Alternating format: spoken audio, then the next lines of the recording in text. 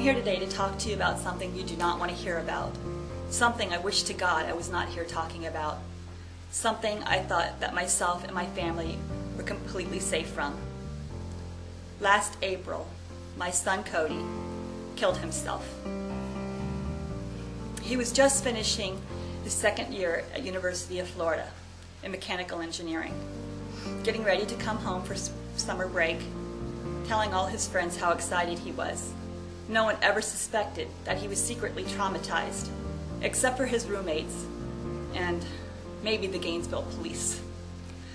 I'm sharing this part of my life with you because I cannot save my son.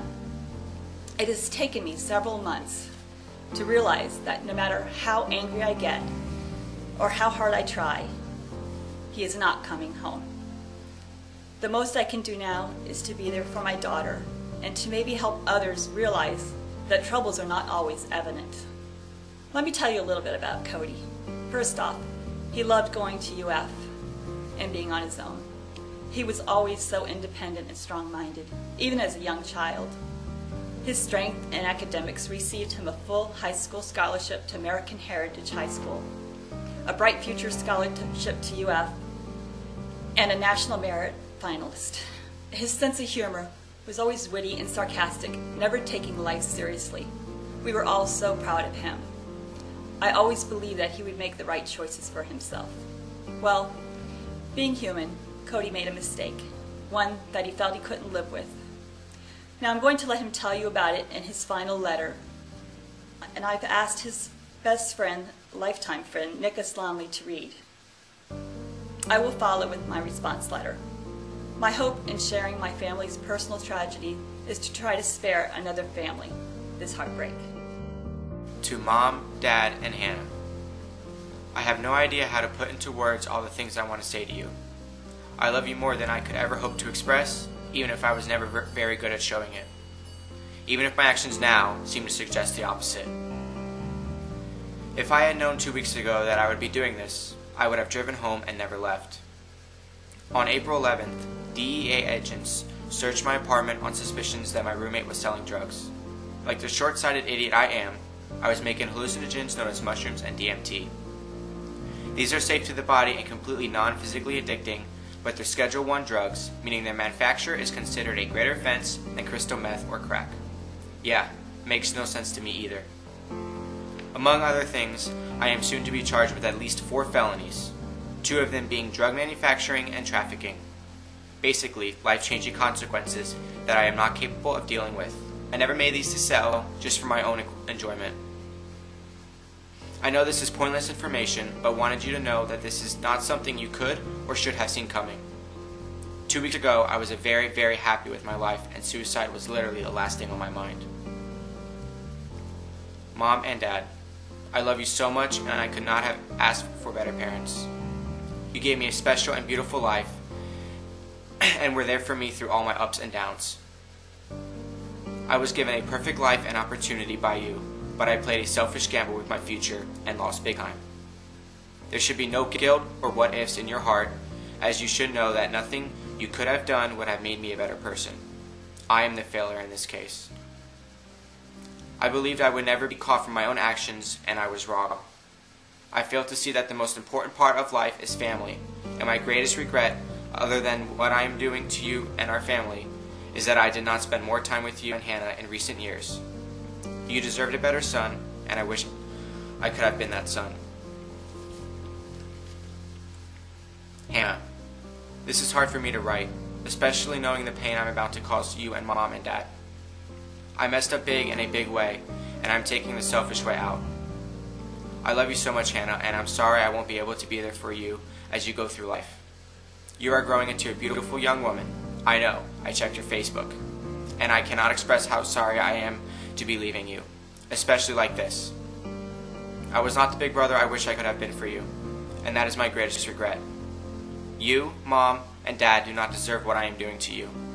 I am a horrible role model, but I know you will continue to be a beautiful person and live an outstanding life. I just wish I could be there for you. I will not try to justify my actions, both the drugs and the suicide.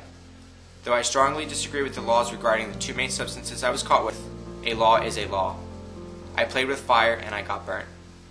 I was unintentionally gambling away my future, my happiness, and my life all in the name of stupid fun. I'm beyond sorry for my actions, Mom and Dad. You raised a better son than what I've done, and I have no explanation for that. I wish I did.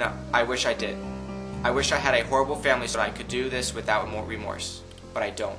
I have a loving family that is perfect in every sense of the word, and now I'm throwing that away and ruining your lives for further selfish reasons. I wish I was a better person, a better man, a better son, and a better brother, but I'm not.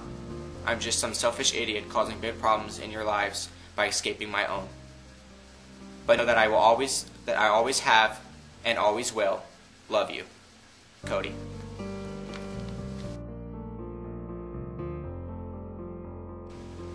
Dear Cody, I want you to know that I forgive you for taking your precious life away from us.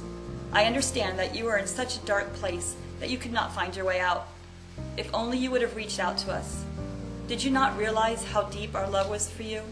That we would have spared no effort or cost to see you safely through this storm. I would give anything to have you back. I'm sure you suffered tremendously, but now your family and friends are suffering and will continue to suffer because you are not here with us. You found yourself under a dark, ominous cloud. But how many times have we put up those damn storm shutters on our 12-foot windows, only to have the storm be so mild that you and your sister played in the wind? Sometimes fear is worse than reality. I know that you would have made it. We would have rallied as a family and dealt with your problem and been stronger for it. Wiser too.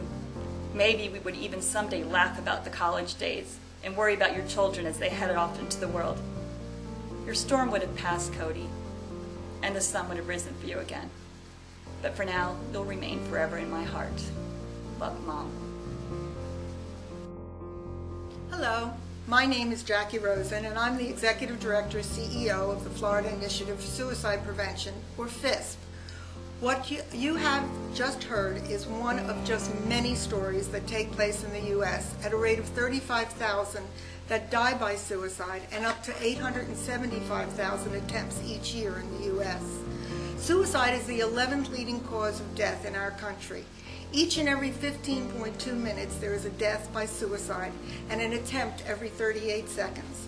Suicide is the third highest killer of 14 to 24-year-olds and the second highest killer of college students. The most prevalent cause of suicide is depression, and as a family member, friend, co-worker, or schoolmate, you need to know that the signs of suicide. Don't ignore the signs. Reach out, help. Go to FISP website and learn all about the signs and how the many things that we have in resources and what FISP really does to help. You can make a huge difference in a lot of lives when you help save a single life. You may even change the world.